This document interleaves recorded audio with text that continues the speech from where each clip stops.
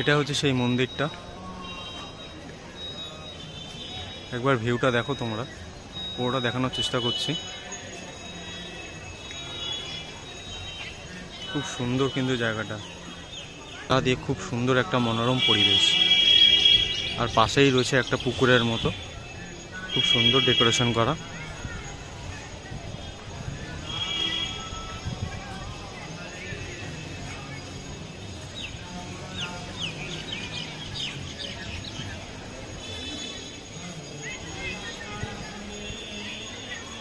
আজকে কিন্তু প্রচণ্ড রোদ, প্রচণ্ড গরম, তাও কিন্তু আমরা চলে এসেছি।